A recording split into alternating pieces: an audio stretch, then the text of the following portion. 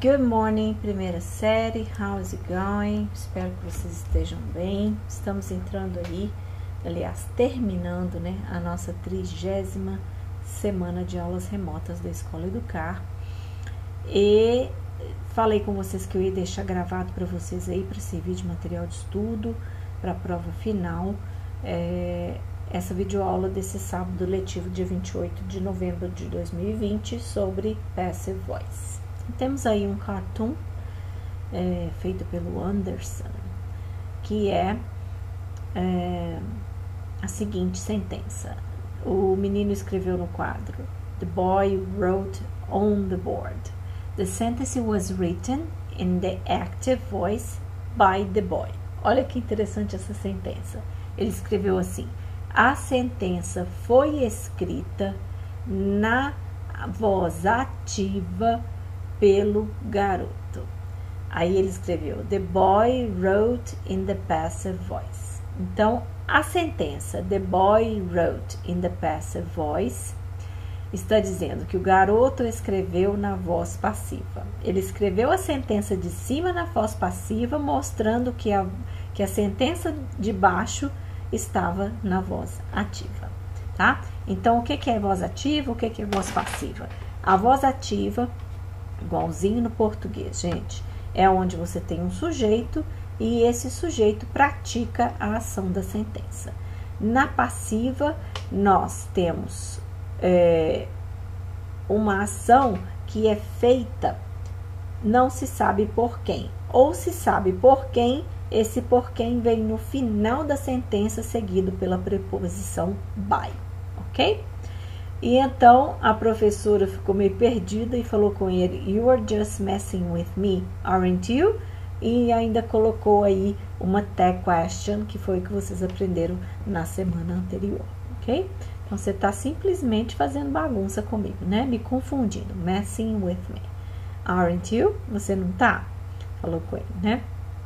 Então, são duas sentenças muito boas, esse cartoon é maravilhoso e explicita bem aí essa ideia de voz passiva e voz ativa. Então, na primeira sentença, ele escreveu: essa sentença foi escrita na voz ativa pelo garoto. Então, esse pelo garoto, by the boy, para nós, no inglês, ele não é interessante, ele não é importante, tá? Eu não preciso dizer quem é o agente da minha passiva, eu só preciso escrever a sentença na voz passiva, ok? Se eu quiser dizer quem é o agente dessa passiva, aí eu posso colocar a preposição by, ok?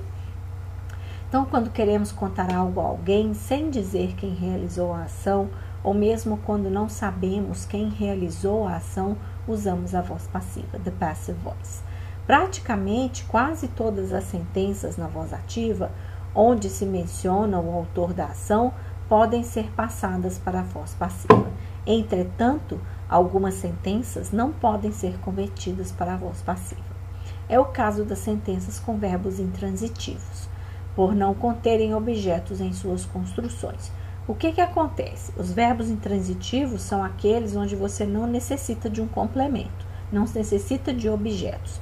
E esse objeto é exatamente o que se torna sujeito na sentença de voz passiva. Então, não tendo objeto com verbo intransitivo, eu não tenho como transformar essa sentença em passive voice. Por exemplo, he is sleeping, ele está dormindo. Então, eu não tenho um complemento aí. Ele está dormindo, o verbo dormir é um verbo intransitivo, eu não tenho complemento nenhum, eu não tenho como transformar essa frase na voz passiva. He is laughing, ele está sorrindo, também não tem como fazer isso. He has gone, ele se foi, também não tem como fazer isso. He died in 2007, ele morreu em 2007. Então, não tem como transformar essas sentenças em voz passiva, ok? Na sequência, temos aí algumas revisões. Vamos revisar aí, então, as regrinhas para a gente fazer voz passiva. Primeira regra importantíssima: não existe voz passiva sem o verbo to be, ok? Então, eu tenho voz passiva em todos os tempos verbais, no presente até os perfeitos, tá? o tempo verbal da sentença na ativa vai me indicar o tempo do verbo to be na hora de transformar para passiva, tá? É possível usar verbos modais para construir a voz passiva e, nesse caso, o verbo be deverá vir no infinitivo logo após o modal verb, imediatamente seguido pelo verbo principal da ação no past participle. Quarto, o agente da ação passa a ser desnecessário, como eu disse para vocês lá, by the boy, né? Eu não preciso dizer quem fez, né? Mas, se você quiser dizer quem realizou, você tem que usar a preposição by antes do agente da passiva. Exemplos. No present simple, por exemplo, eu tenho a seguinte voz ativa. They recognize the murderer. Então, eles reconhecem o assassino.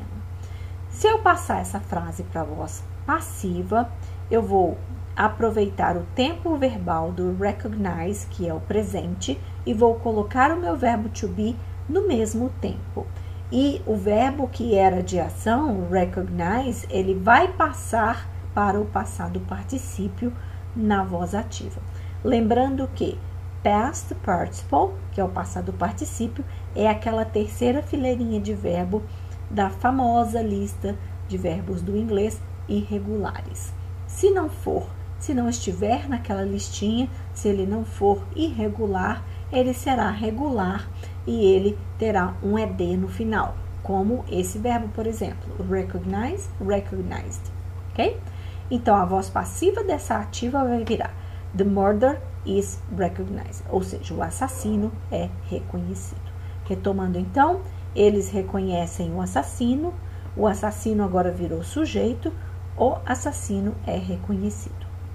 Fizemos a voz passiva. Outro exemplo usando o modal verb. The children can play the guitar. As crianças podem tocar a guitarra.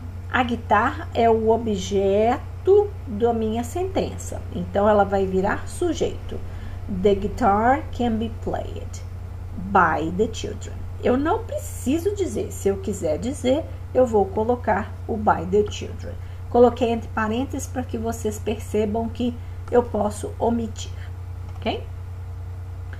Deixei para vocês aí, junto com o PDF desta aula, o exercíciozinho extra, tá? Acesse o exercício ao lado em PDF na pasta da 30ª semana, na plataforma Bernoulli e o realize. A chave de resposta tá junto, gente, no mesmo PDF, tá?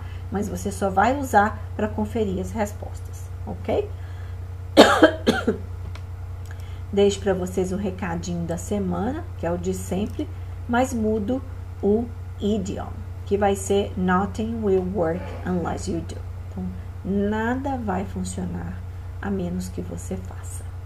Se haga.